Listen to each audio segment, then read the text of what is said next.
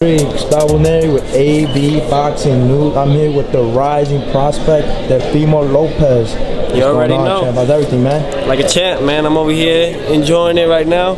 We here at Madison Square Garden, getting ready for the fights on Saturday, and I'm ready to see a hell of a fight. Hell of a fight. Talking about Top Rank Promotions, they just transitioned from HBO to ESPN. As a fighter, what's the significance from transitioning from HBO to ESPN? More exposure. This is free live TV. You know, HBO, you know, sometimes you have to buy it, you know, even though it is free.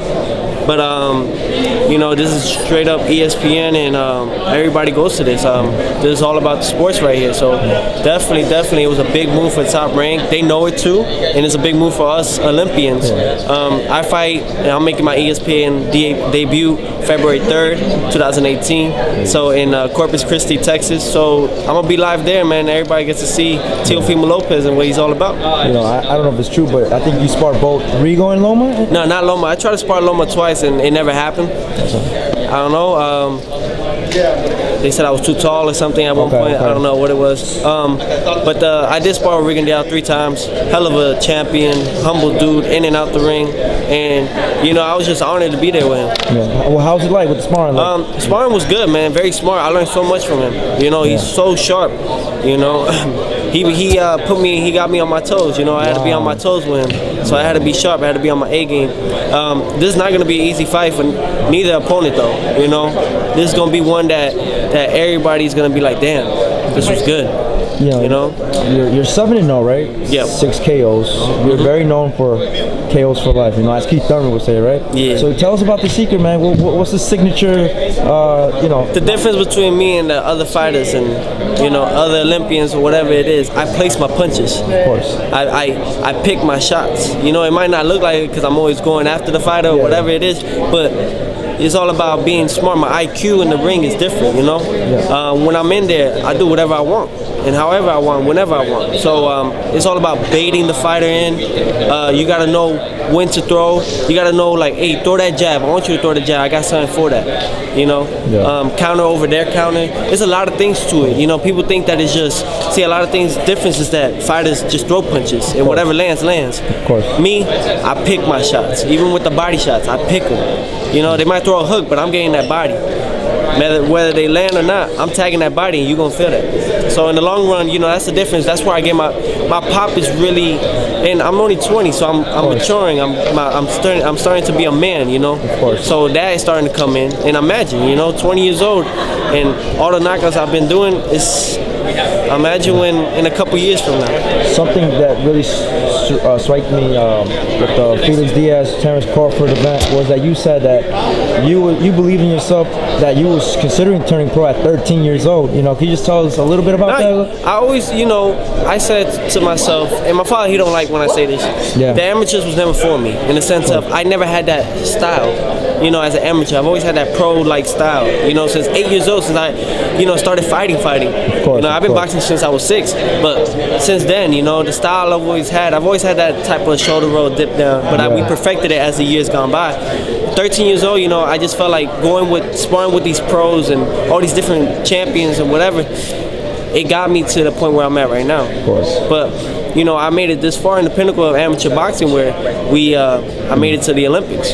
You know, I won the 2016 U.S. Olympic trials and the 2015 National Golden Gloves. Not a lot of people know that, but I never got my fair share on that. Of course, of course. I won the U.S. Olympic trials, and I was the first one since 1904 to not represent USA, my own country. Of course. So I represented my family's country, which I loved to death, Honduras. And I was honored for them to accept me and know that I could fight there. Became the only Olympian in all of Central America. The list goes on and on. Of course, of course. So, you know, at the end of the day, I've never gotten my fair share. So that's why when I'm in that ring, I go out there for the kill. You know, I was never, nothing was ever given to me. I had to go and earn it. And even when I did earn it, they would still take it away from me. So it's a lot of politics involved. It's a lot of corruption involved in boxing. But I love the sport so much that I can't give up on it. Of course, of course. So, you know, at the end of the day, I'm just thankful for where I'm at. I don't take no opponent lightly, whether they're they're 0-5 or whether anything, because one punch could change the whole fight. That's everybody needs to understand. I'm 20 years old, man. I just turned 20. 7-0, 6 knockouts. My next fight, like I said, February 3rd, Corpus Christi, Texas, on ESPN. It's going to be a hell of a show. 2018 is just going to be that year that I guarantee you by 2018, end of 2018, 2019, whatever it is. 2018, 2019, whatever it is, I'm going to get a world title, man. World title. Just last question. Oh, yeah, I was supposed to fight here on December 9th at the Garden. Okay, so Fozzy, the Uzbekistan gold medalist, he was supposed to fight here. Yeah. Okay. He got hurt. I call him Fozzy because I don't know. I can't pronounce his whole name. His long name. He got hurt, supposedly, and he was supposed to fight here. So I was a replacement for the guy he was fighting. The guy that he was fighting was Steven Ortiz, 7-0, 2 knockouts. I'm 7-0, 6 knockouts. They called me the next day after Thanksgiving. So this just happened. Okay. Wow. And they asked me, hey, do you want to fight him? And I'm like, these motherfuckers, they just called me after Thanksgiving, but I didn't eat that much. I was like, it's all cool. I said, yeah, we'll take the fight. They agreed to it, we agreed to it. So I'm like, okay, so we fight December 9th. Even though I haven't been boxing like crazy, I just been maintaining my weight. Conditioning, of course. Yeah, conditioning. I said, I'll take the fight, even though it's a 2-week, 1.5 week notice. Yeah. I'll take the fight. Monday came, I did my test, my eyes, and I did my blood test. Yeah.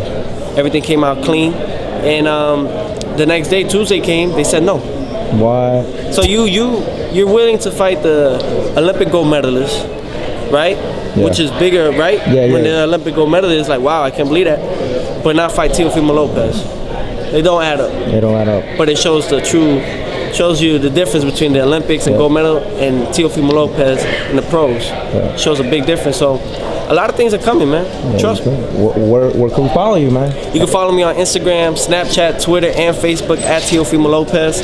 Trust me, I am the present and the future of boxing. There you go, East Coast. Get ready. He's coming. He's coming to New York, man. Oh, I moved to Vegas too. There you go. So he moved West to Vegas Coast too. There you go, man. Hope for the best for you, man. Hope to see you soon in the ring, man. Thank you. You already know. AB Boxing News. There you go.